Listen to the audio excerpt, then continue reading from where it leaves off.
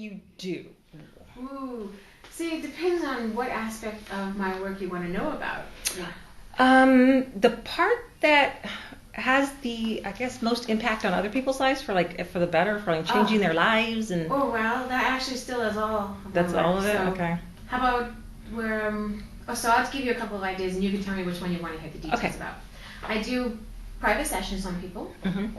I do group sessions with group of healers on one client. I train apprentices. I do.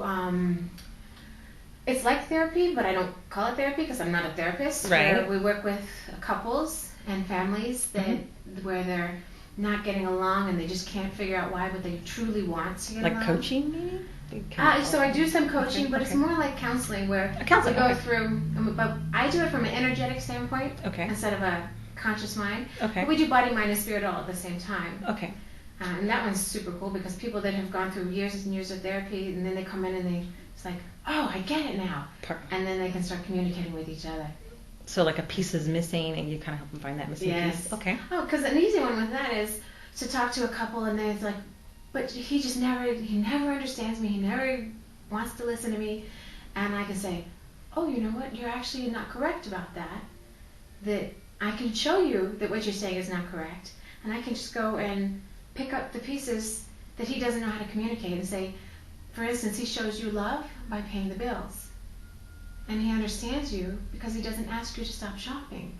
And I can do things like that. Oh, wow. Okay.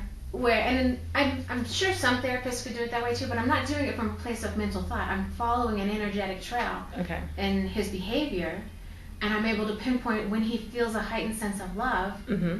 And I'm going to say, oh, well, what were you doing yesterday at 4 o'clock? And he says, oh, well, yesterday at 4 o'clock I was stopping at the grocery store to pick up something that she asked. I said, look, that's how he shows you love. And she'd be like, oh, I just expect him to. I say, I understand, but you're not appreciating his love and he feels rejected. So go through that kind of conversation. Okay. For instance...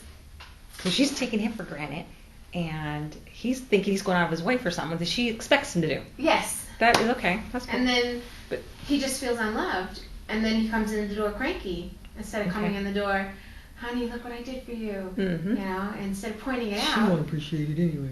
Yeah, and so that pattern is what starts in people's behavior, and the relationship starts to fall apart. And then there's energetics that they start to push against each other.